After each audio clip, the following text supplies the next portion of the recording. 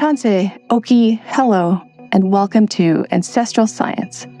We are a group of Indigenous scientists, educators, and artists who want to further explore and share the depth of science within Indigenous knowledges and bring together global Indigenous sciences for sustainability and relationality. Our ancestors had complex and diverse relationships with science for generations so that they could thrive within the circle of life and alongside the land.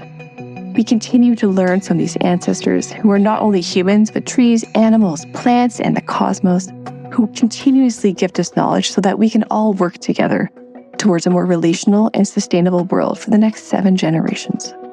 My name is Corey. My mother's ancestors are Cree Métis from Big Prairie, which is up in northern Alberta. My father's ancestors are Polish-Ukrainian.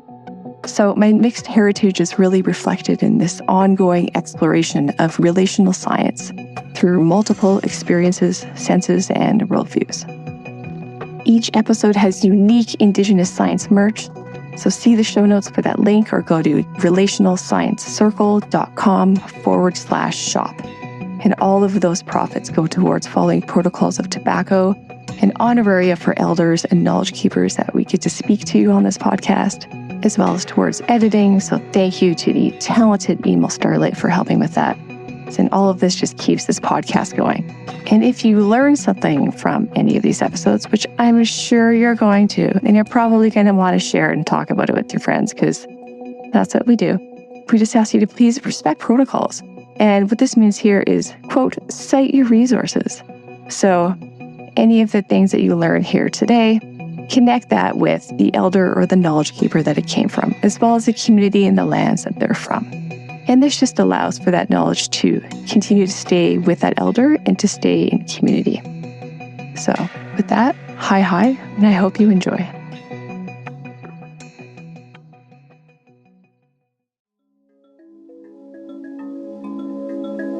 It was really trying to turn into a hot spring day here on the traditional home of the Blackfoot Confederacy, Tsuut'ina Nation, and Yitka Dakota First Nation, and more recently the Métis Nation of Alberta Region 3. I had the pleasure of speaking with Melissa Roberts, Anishinaabe Scottish Quay, a member of the Bear Clan, about her work connecting Indigenous students to land, language, culture, and community. As always, we began with the question, what is science to you? Which led to conversations about leaves and weather, Aunties support networks, the sleeping giant, Hot Wheel physics, blood memory and science, and weaving Indigenous ways of knowing and science into the curriculum through hide tanning. So without further ado, Melissa Roberts. Oh, here we go. Here we go. Are you ready? I am ready. Recording in progress. How are you? I am super duper. How about you? It's so good to see you. So good to see you. I'm glad that we got the video situation going. I love technology. It's fun when it works. Absolutely. Okay, so for protocols, I offer you tobacco here for your time and your wisdom here today. Miigwech. Thank you. Thank you. And I always offer, in this lovely time that we can do this online, there's a beautiful rose bush outside my house that gets all of my tobacco offerings. So we'll go. That's lovely. I like that. Rose bush. Yeah.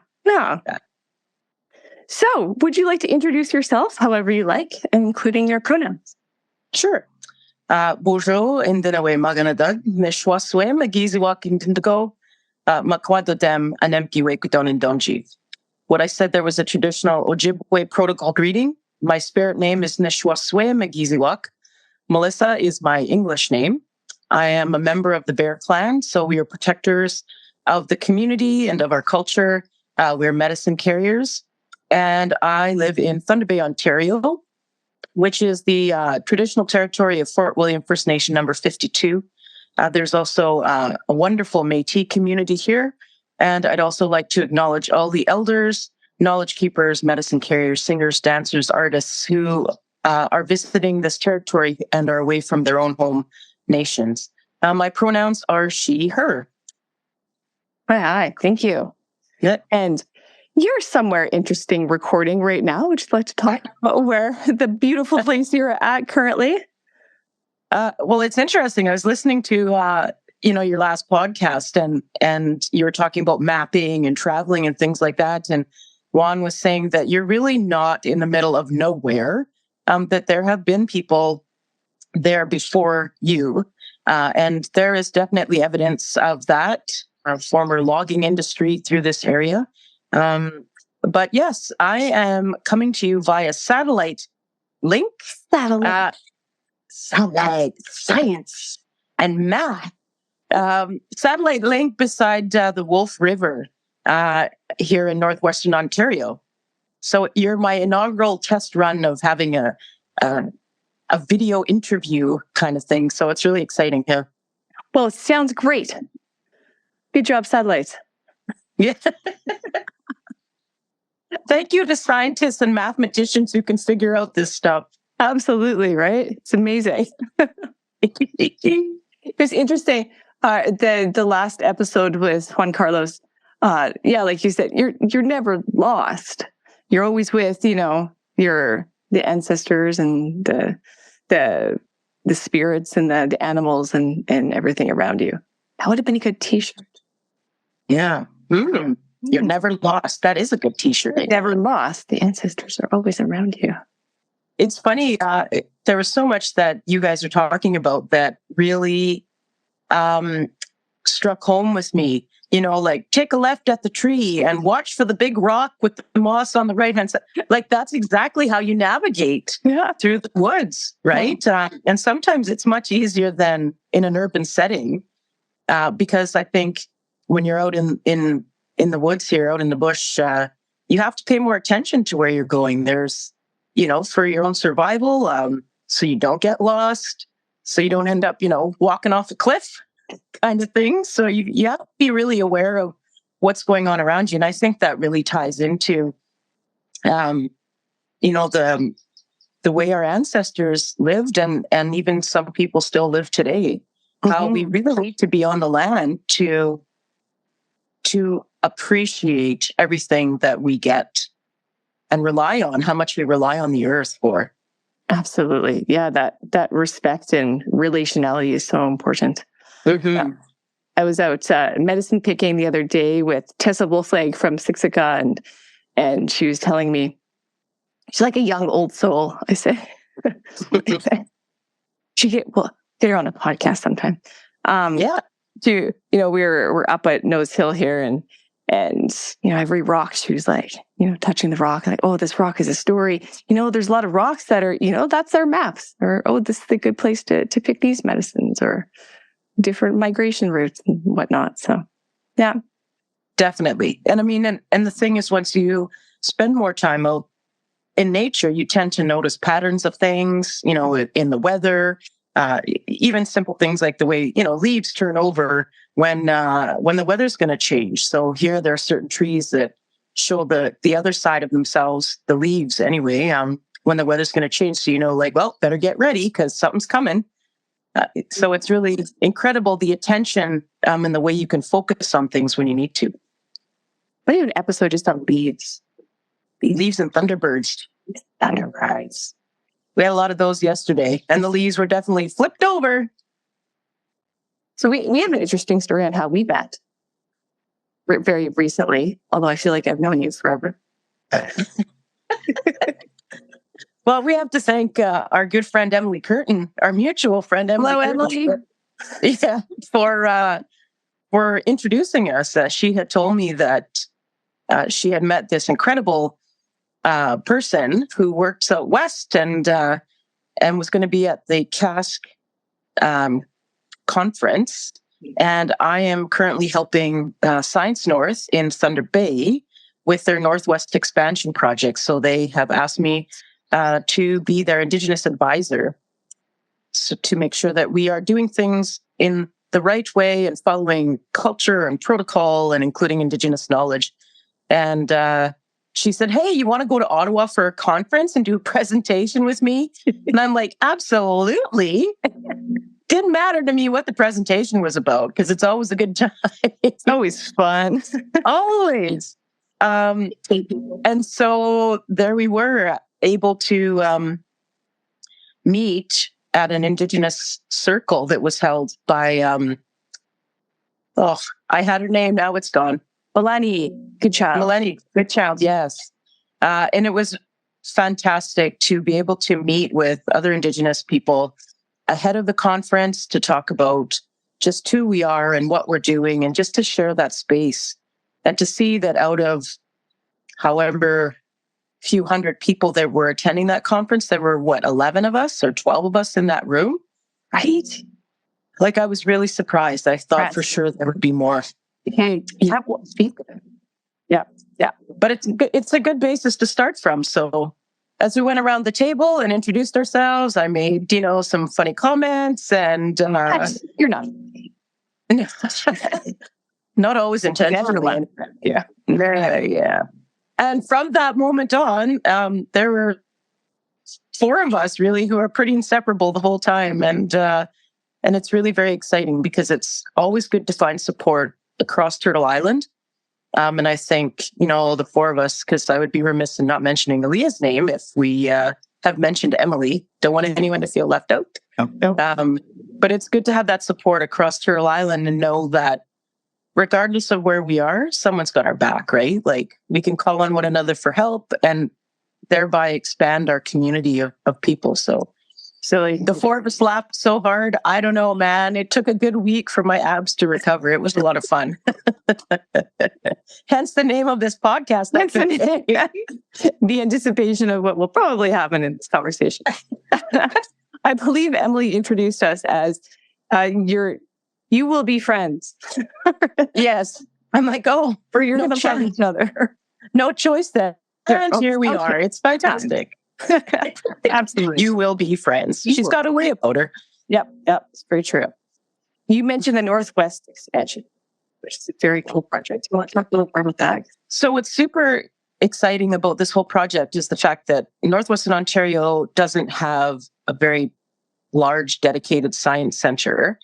And so as a way to bring science to Northwestern Ontario, I'm certainly not perhaps the best spokesperson for the reasons why, but it's going to be fantastic, I think. It certainly is an area that apparently from the market research they've done will certainly be able to support a large science center whose focus is to braid or weave together Indigenous ways of knowing and Western science.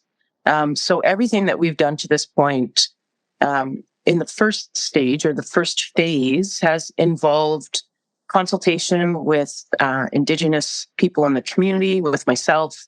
The architectural teams, the design teams have been very open to and participated fully in sharing circles and getting together on the land to what the land is telling them needs to be done.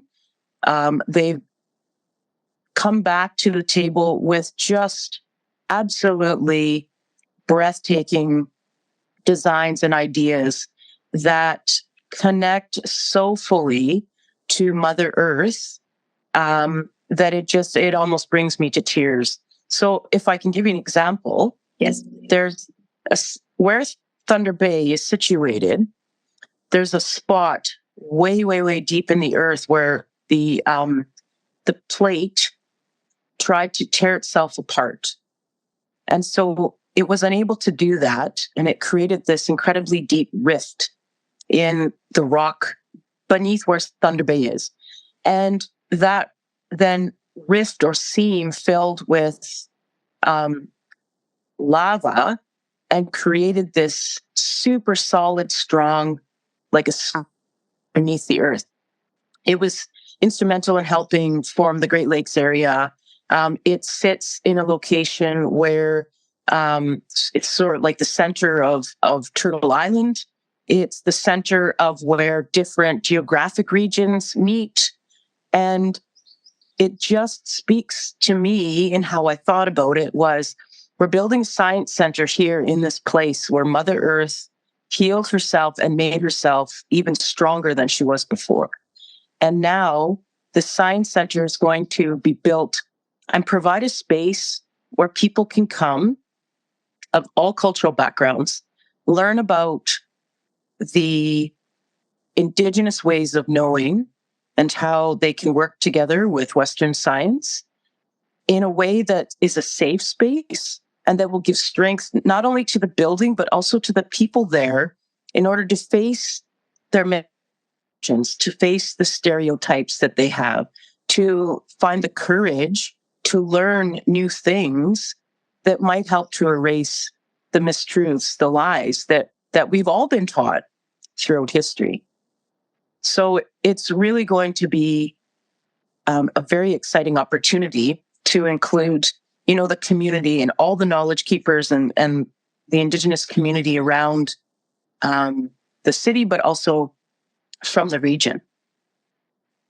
I love how the significance of the place too. How it's not, we're just going to do something here because there's a little area of land, but that there's a reason for that location, and it's stronger now because of that rift. And and that's like, as we talk about the Sweetgrass braid and how I say it's, the braid, it's like science. There's multiple ways of coming to know science, and that is, yes, maybe global or Western science, but also how we ourselves personally come to know science, but then also, the science of the land, of the community, of people, and whatnot. And that braid's stronger as it is together. Right? Absolutely. I mean, in the architectural team, they're the ones who figured all this out by themselves. And I said to them, they speak like poets. And it just brings me great joy and an even deeper feeling of connection to this project because the team has come together in all ways to make that circle of community. Even things like the orientation of the building and the types of windows. There's 2 windows that one in one location will reflect the summer solstice sunrise coming up. So if you're there at 5:30, 6 o'clock in the morning, which I'm told I'm supposed to be there to do a sunrise ceremony, which if that's going to happen, I'm okay with that. But the window opposite that will allow people to see the sunset on the winter solstice. It's situated so that we can see Nana Bourgeois, the sleeping giant in the harbor that has a lot of traditional teachings about it. It also allows us to see Anemki Waju, which is Thunder Mountain, a sacred piece of land that people from all over the world come to visit as it's a thunderbird's nest. So it's really heartwarming to see the commitment that everybody has to this project. It's exciting. So the question that I always ask, the first question here, it's like the 12th question, but that's okay. What is science to you? That's a pretty big question. And the first thing that came to my mind is that science was something I didn't do especially well in high school. I sat here and I was thinking, I drew up my mind map because I'm a visual learner and I like to organize my ideas that way. And I was thinking, what do I remember about science? It's like in physics class, all I remember is playing with Hot Wheels cars on, racetracks. I don't know, motion, things in motion, like stay in motion, friction, I don't know. See, Hot Wheels cars. And this is through no fault of my teachers, I'm sure. It just wasn't something that engaged me in a way that would make me want to pay attention.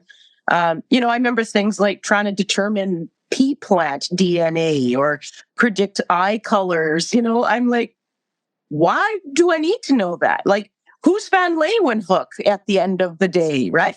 Like, these are the things that stick with me. Yeah. And I couldn't connect to it in a way that was meaningful to me. But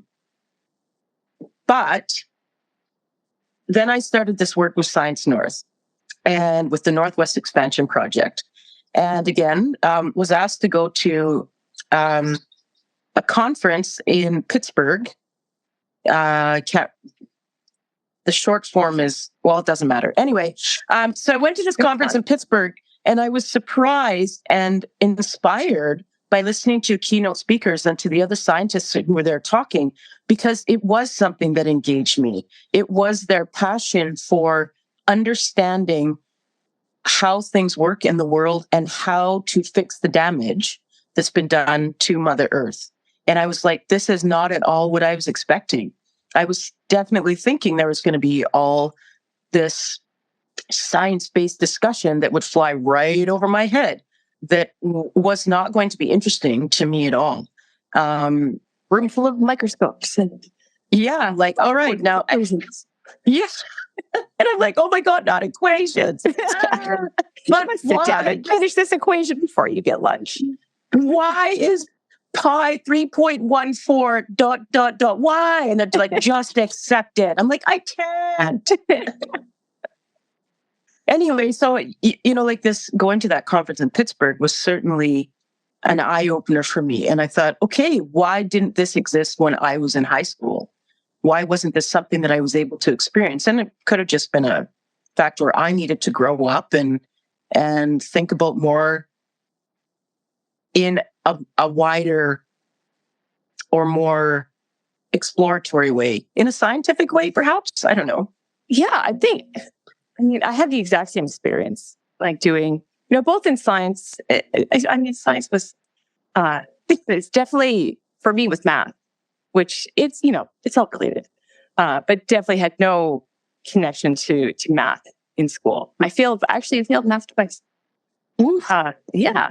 And now the word math is in my PhD. So yeah, I can do anything. But it wasn't taught relationally. It wasn't taught in ways that allowed you to connect to it or allowed, yourself or your culture or how you learn.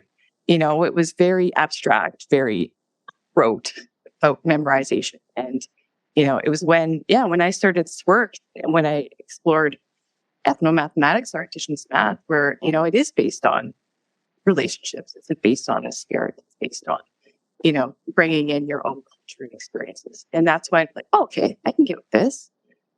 Like you said, Hot Wheels, that's physics. I can understand math and music. Yeah. I think now having thought about it too, again, we're probably going to use the word relationships ad nauseum today. And in every podcast that you will do, because that's really what our culture is about, right? And how does everything work?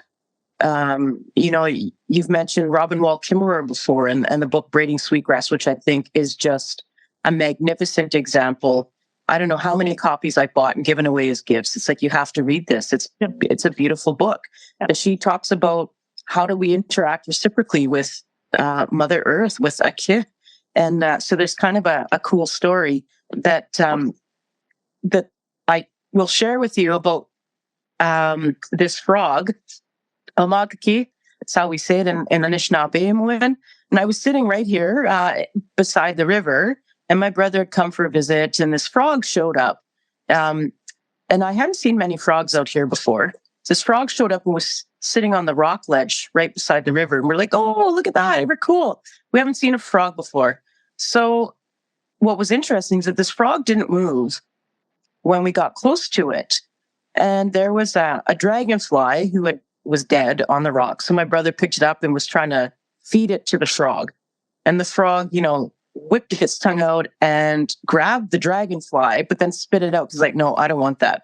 No, it's not the right taste. No, just way too big, not into dragonflies for lunch. So then there was a horsefly that landed on my leg. And I usually don't, kill things. But I got this horsefly, and my brother fed it to the frog. And the frog actually ate this horsefly out of my brother's hand. The next day, I go back. I'm sitting by the water. I'm, saying my morning prayers of gratitude. And this frog shows up. It's got to be the same frog. So I start feeding it flies. That frog came back for 4 days to the same spot. And in the morning, I would go out and this frog would be sitting there.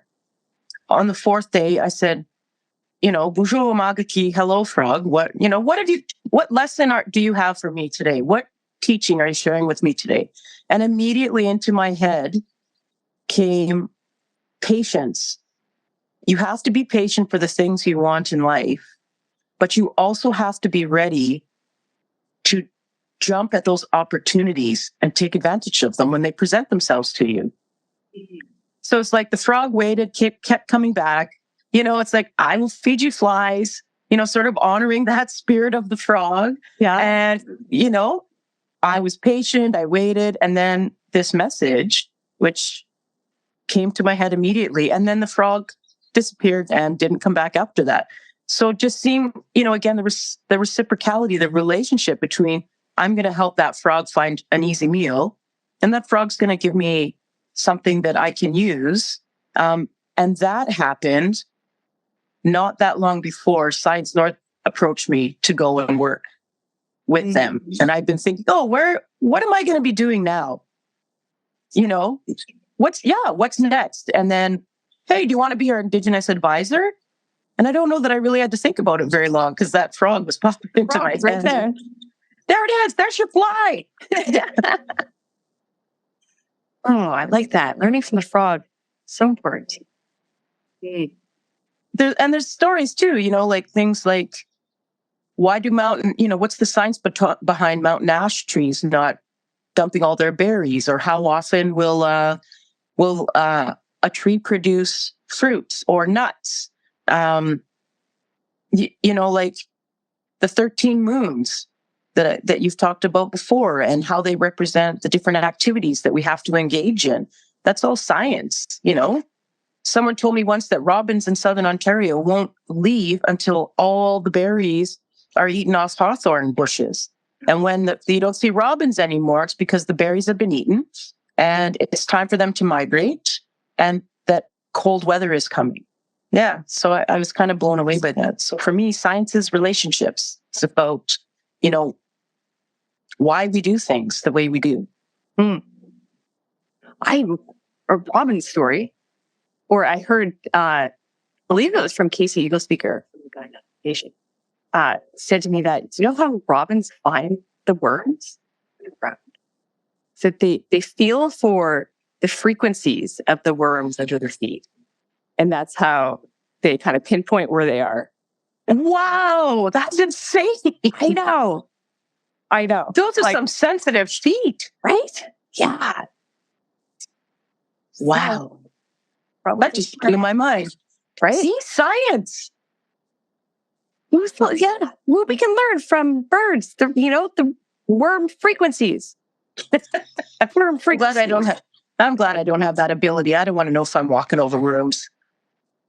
That will be your t-shirt for this episode. Walking over worm frequencies. Funny. So I know you've done a lot of work in education. Yes. A little bit. Yeah. A little bit. Why do you think it's so important to bring in and weave in Indigenous ways of knowing into the curriculum?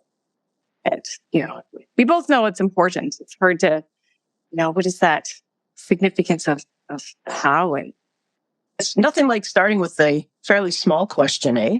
Oh. No, I mean, it's interesting. First and foremost, so my experience with introducing Indigenous knowledge incorporated into the regular curriculum began when I was working in a maximum security young offenders unit here near Thunder Bay. And it was for young men between the ages of 12 and 18 who had committed very serious offenses, hence, maximum security. Mm-hmm.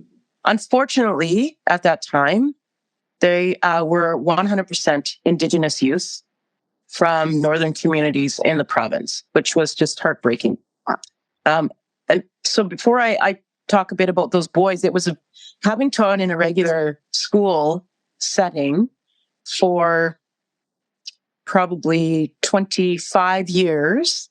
I don't know that there was much that could prepare me for moving to teach in a maximum security facility, because the levels of security are just unbelievably high, and they have to be. I mean, these young men are here for a reason, but there's also a reason why they're there. Mm-hmm. So, it's all about, you have to meet with the manager for security, and you go through all of these things that you have to make sure you do, like, don't leave your keys anywhere but in your pocket. There were, I think 7 3-inch solid steel doors I had to go through if I wanted to go to the washroom from my office and the classroom, right?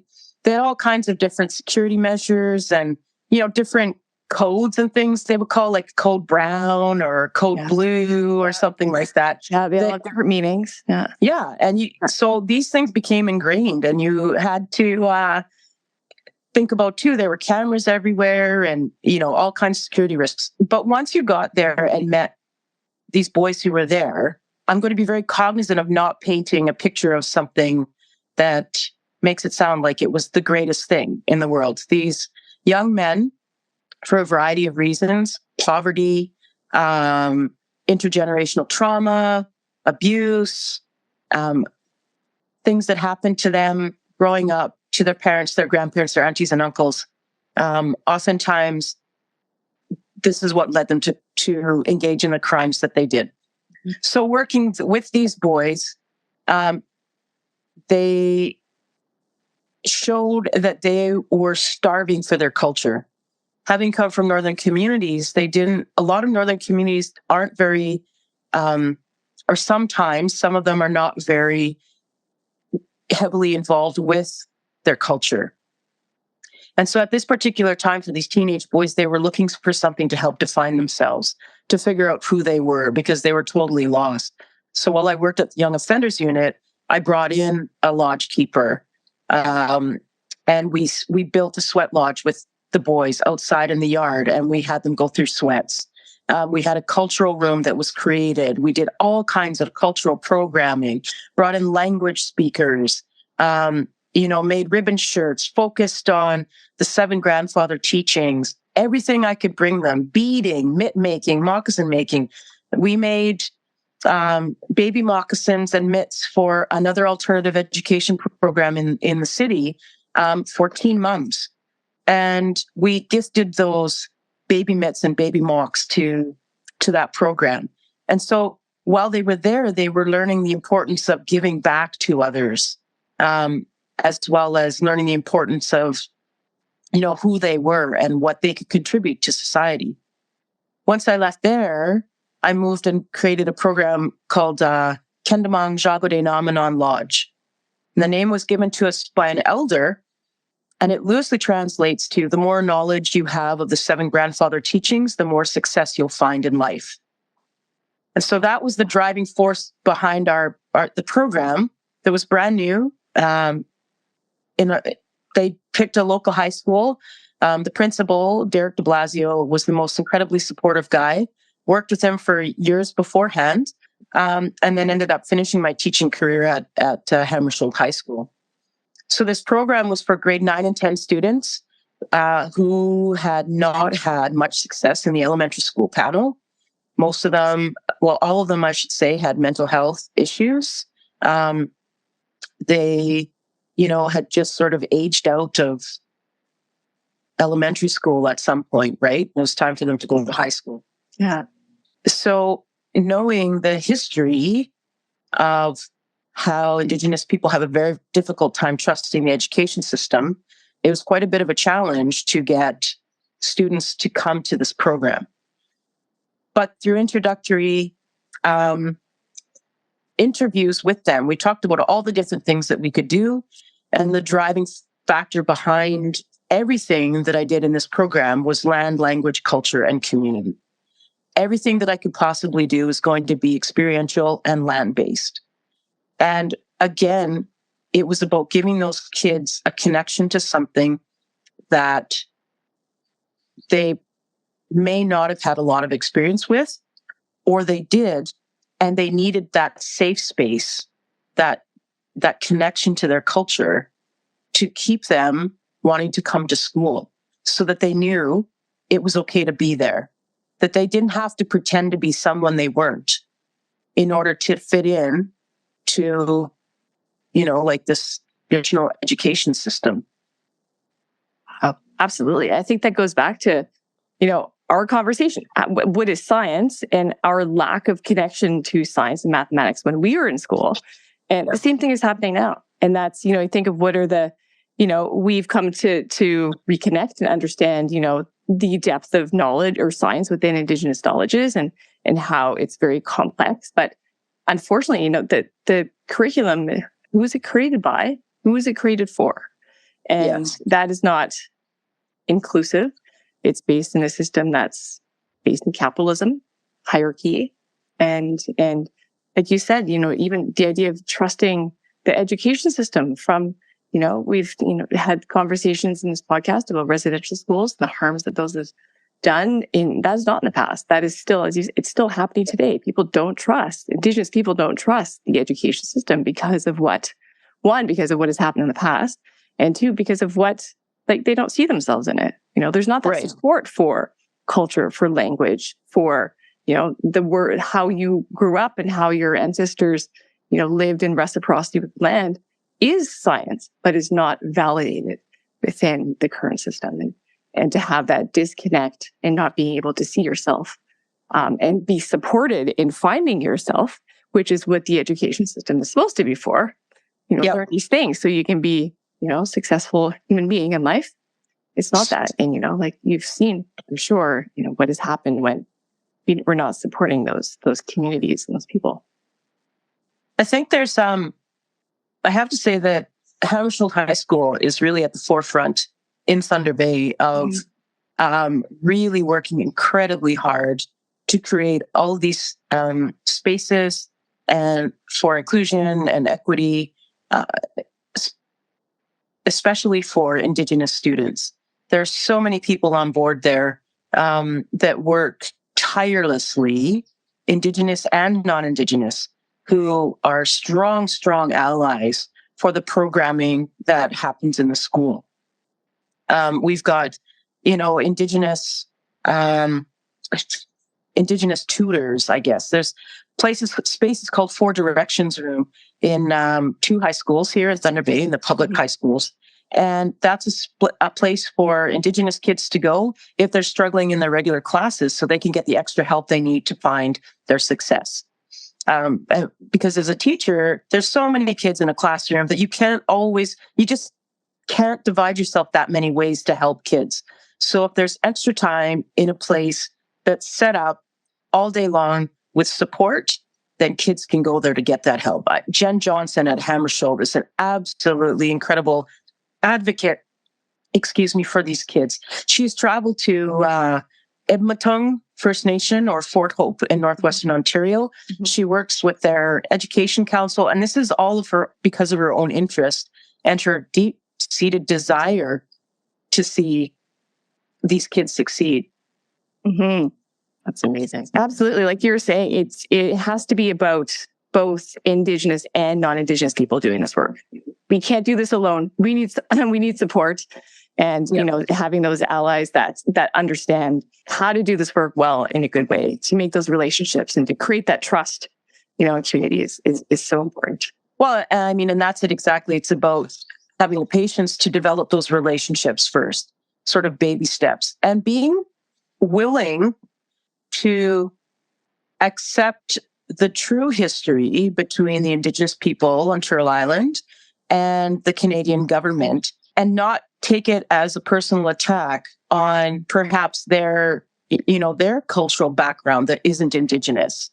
It's like, I always try to speak in a way that I don't ever want to come across as being accusatory or pointing fingers, because that's one, not who I am. And two, it doesn't get anywhere with anyone. Yeah. Right. But like a lot of people I find who become allies weren't aware of the truth behind the relationship. Mm-hmm. I have to say that, when I talk to people and I explain the true history, they're like, holy smokes, I didn't even know that a lot of that stuff happened. And I said, that's because the education system was teaching you as non-Indigenous people that, Cree, Anishinaabe, Dene, Potawatomi, any Indigenous people, that we were good for nothing, that we were savages, that the only way we could be beneficial to the world is if we assimilated to become, in legal terms, according to their government documents, white people, right? Yeah. Then at the same time, they were teaching Indigenous people that. So we thought one way, and non-Indigenous people thought the same way, And now we realize we don't try to make people become something who they're not.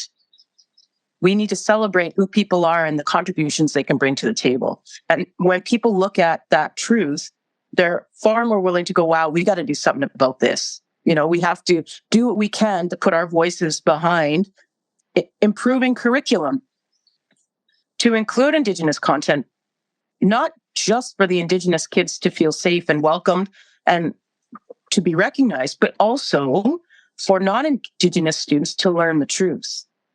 And, when I taught Canadian history for 15 years, and not once did I ever teach anything beyond maybe a couple of lessons, tops, about Indigenous war efforts. My grandfather served in active duty out in the coast of British Columbia as an Indigenous man in World War II in the Navy. So I talked about him a little bit, but in the textbooks we used, there was maybe a paragraph. There might have been a page about, Willie Prince or Francis Pegamagalbao, right? But that was it. Yep. So now one of my things, even though I'm a retired teacher now, retirement is a misleading term. It's more of a transition. It's more of a transition to a different way of teaching, is to try to rectify all of those things that I didn't teach or didn't speak about when I was in the classroom. I feel like I need to fix that because I should have taken more responsibility to try to find more. But when you're driven by curriculum on tight timelines and, it's almost impossible. Yeah. Right. And it's not even just, including different names or topics or subjects, but about, those methodologies and pedagogies and teaching in a way that's,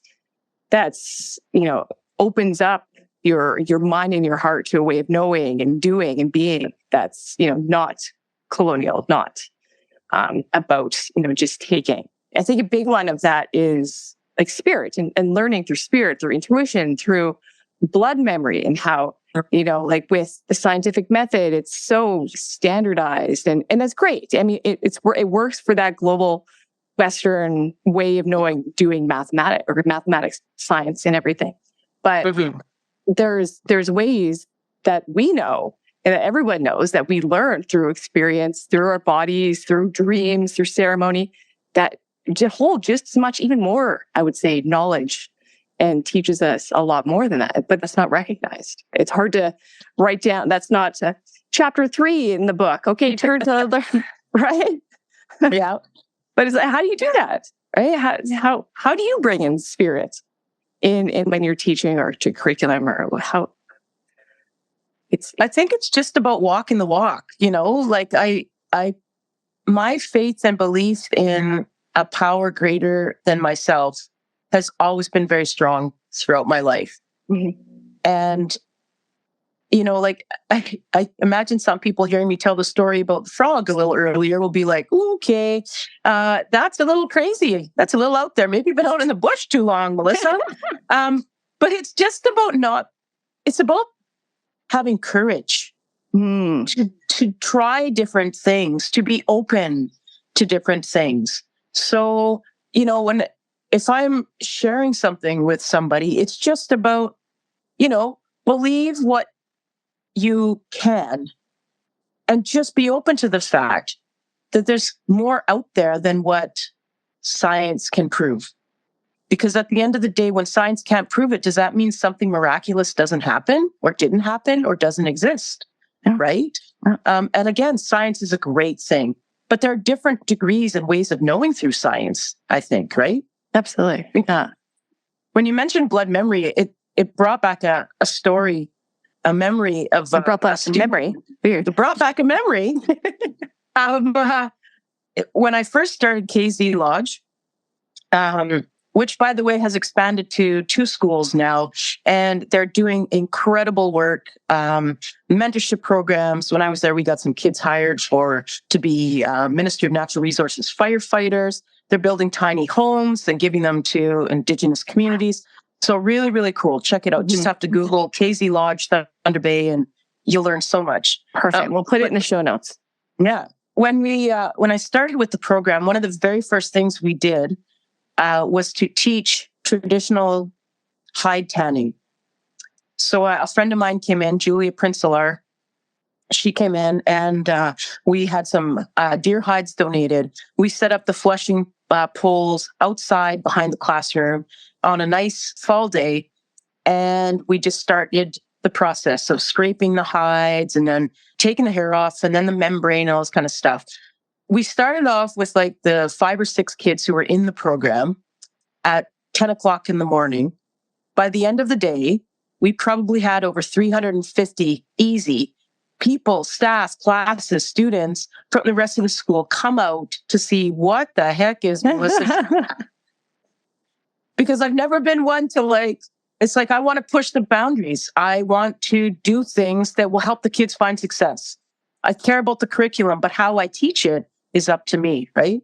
So we have these kids out there and they're wanting to try it. First, they're like, yeah, this is gross. But through the whole process, you could see these Indigenous kids just like being totally absorbed by the process. And one boy says to me as he's, using the blade to scrape the hide, he says, I feel like I know what I'm doing. He says, like, I know what I'm doing, but I've never done this before. And I said, and that is blood memory. Your ancestors are speaking through you. He goes, like, it's like, I'm not even in control of my hands. It's like somebody is just working this blade for me. And I said, he says, like, I just feel so incredible. Wow. And other kids were like, I can't wait to go home and tell my grandma what I did today at school of all places.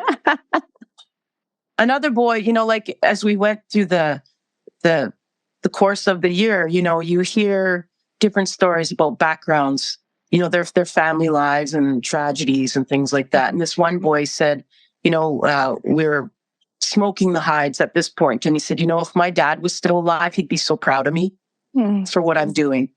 And I'm just like, oh, I broke down and I just melted. I know. And it was just like these connections. And once they realized that it's okay to feel deeply about something, like traditional hide tanning, you use the brain of the animal to tan its hide. Every animal has exactly the right size brain to tan its own hide. And this one boy volunteered and said he would remove the brain from the deer skull. Mm-hmm. And he stood there for a couple minutes and he looked at it. He goes, I don't know if I can do it. And I said, okay, well, he goes, no, but I feel like I need to do it. I said, well, when you're ready, you take your time. And so he just put his hand on the top of that deer skull and he said, thank you for your gift of life. And thank you for all that I'm learning and all that is coming back to me. Yeah. He said, and I will do my very best to always honor you. And then he said, and then I felt like it was okay because it was like, I got this feeling like, okay, now you can harvest that brain. Wow. So, I mean, sometimes you just need to provide that opportunity for anybody to feel that it's okay to express something or to feel a way that maybe society has said, that's corny or that's hokey or that's just voodoo kind of stuff, right? Yeah, or it's not a valid way of knowing science to process an animal. And that's, like you said, that process of like using the brain, that's chemistry.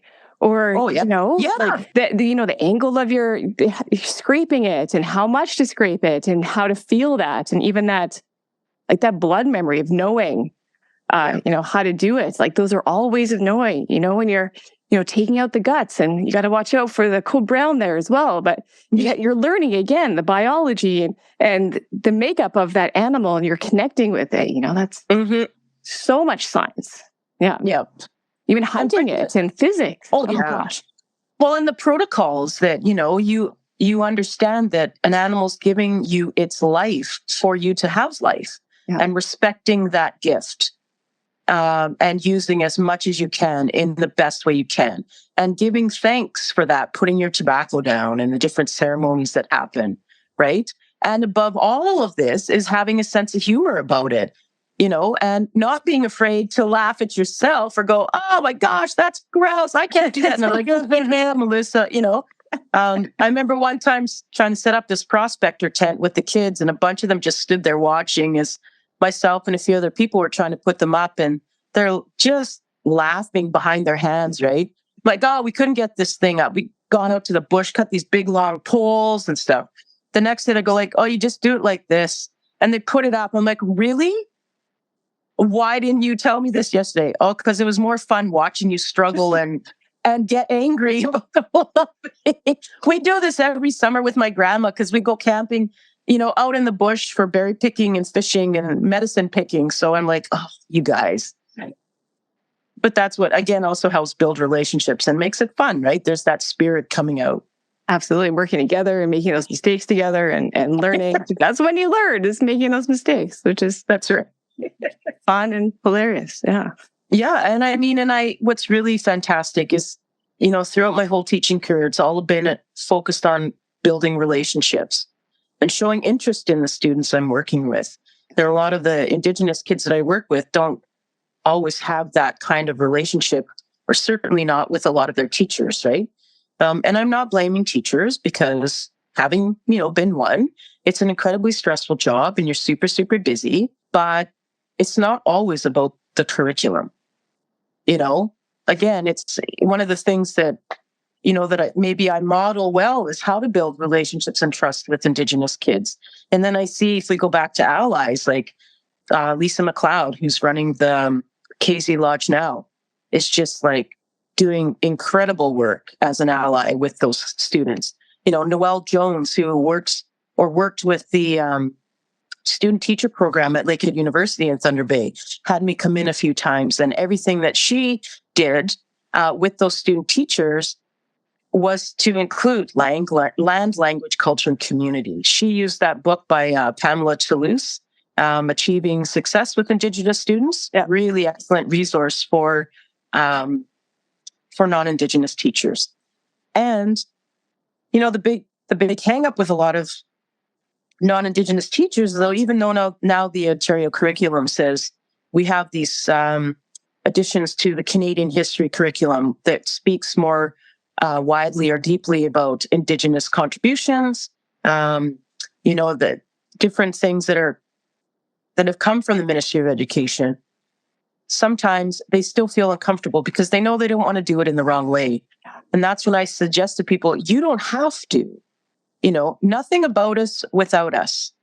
Call somebody in from the community. There are programs and people in the school that you can go to and ask. Find an Indigenous Friendship Center and ask if they have someone who could come in and talk about it. Do it in a good way, Yeah, I get that question all the time. It's like, oh, I'm scared to do this. I'm scared to make mistakes. And absolutely, I think there's there's resources, there's people that want to help, but there's also work that people, you do some work on your own. And I think that's also really important, and to take that time to do that work. And been talking about time a lot lately, and how there's so many different ways to experience time, and to, yes, we have our watches. That is colonial time. We're on colonial time. The countdown on this episode is colonial time. I'm sure maybe people would love to hear from us for like several hours, but let's keep talking. Yeah. Just keep talking. But with time, it's that is our relationship with the land, with the moon, the sun, and those cycles and rotations. That is time, and that is relational. And I think that also connects with, how do we make those relationships and understand other people, and understand, how to do this work in a good way as an ally, is to take time, and to like you said, go chat with an elder and sit down and buy them some tea, bring some tea, and have a cookie and a conversation. Maybe pet a sloth if you can find one. If you can find a sloth, beware. They have very sharp teeth, apparently.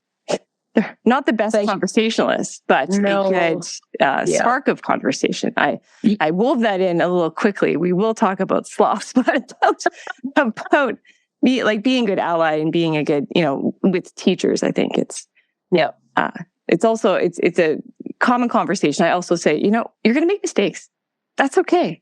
And if there's like you said before, there's the strict time frames on curriculum. It's not conducive of relationality.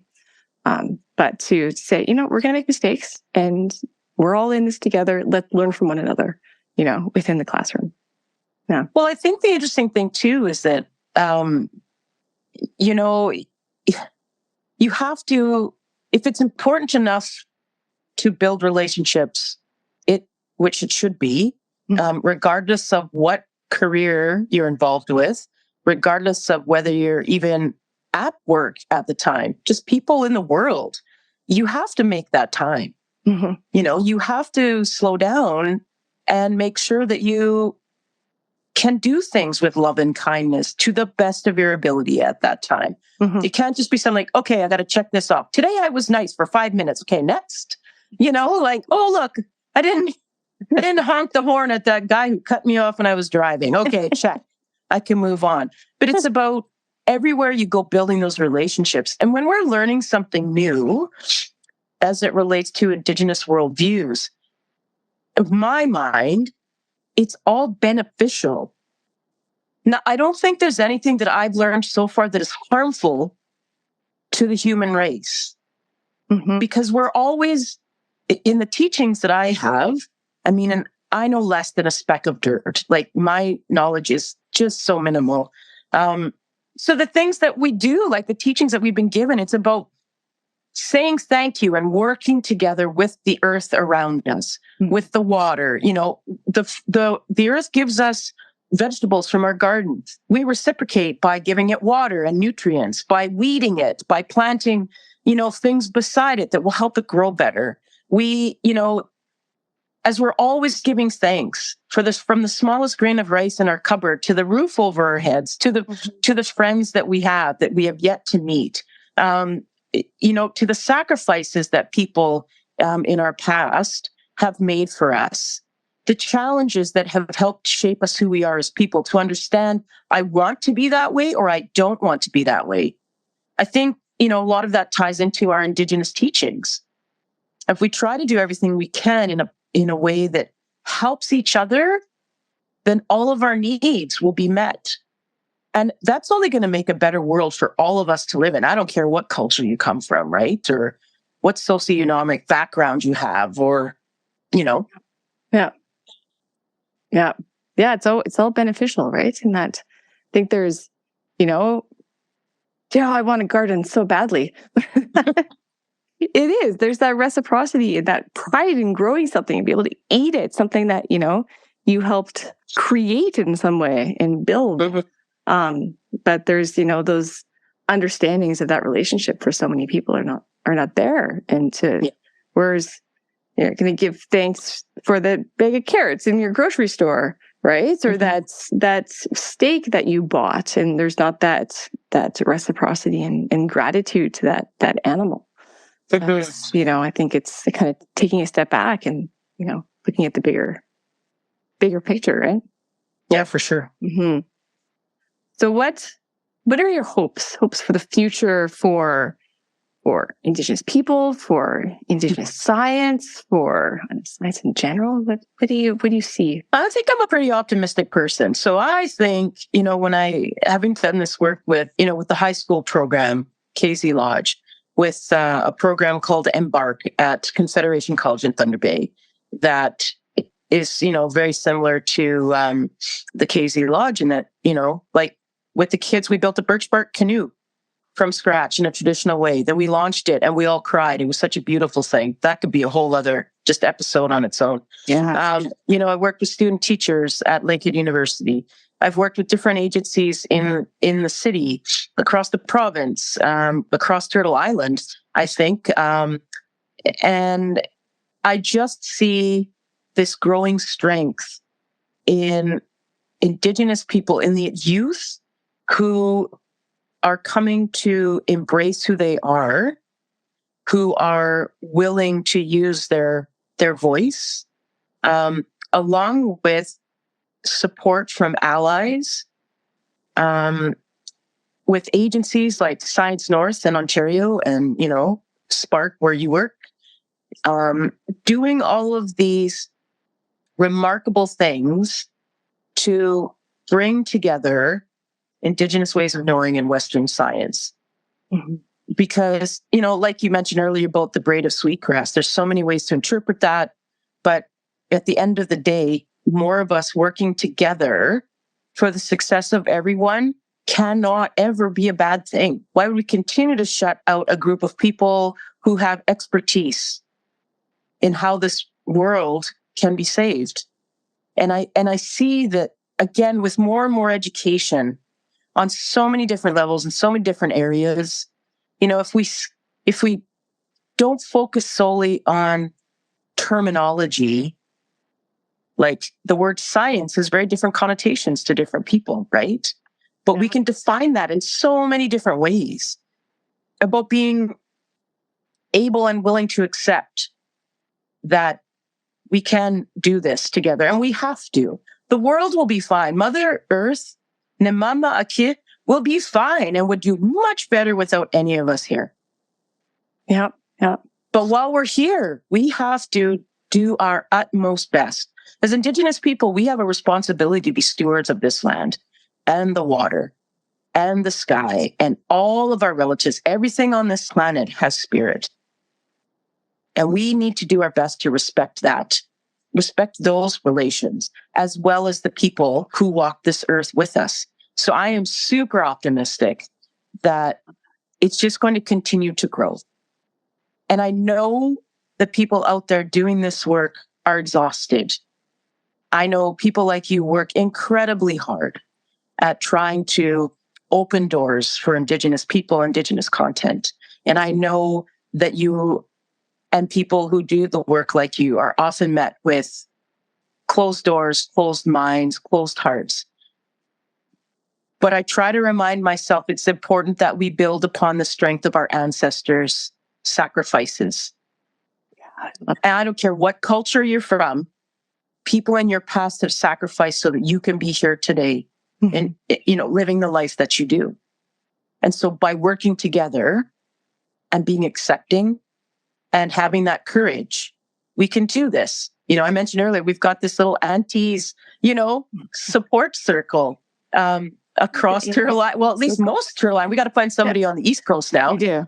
We'll but I want to acknowledge the incredible work that you and other people are doing in society. All of our elders and knowledge keepers and our youth and our medicine carriers and our singers and our artists, and just Indigenous people who are working every day to help make this world even better than what it is. So, miigwech for all the work that you do tirelessly. And at the end of the day, remember that your ancestors are always with you to support you.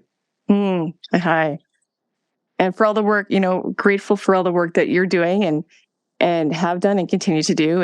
And I think that hope and positive outlook on, what can be done for the future, I think is really important, because it's, like you said, it's difficult work that we're doing. And, there are a lot of people set in their ways and processes that are very rigid. But how do we, like you said, work together to support one another so that we can open the minds and hearts of people to understand science and ways of knowing, being, and doing that is for everyone, and that's, ancestral science. It's like, how do we learn from the ancestors, from our ancestors, but also the ancestors like the frog that, that teach us what we need to hear and in that moment, and that knowledge that can help us, guide us, right? So those ancestors are all around us to teach us. I think it's also, we think, talk about building those relationships and, because, and thank you for acknowledging the work that I do as well. It's an honor to been able to be in a place where I could share this with you today.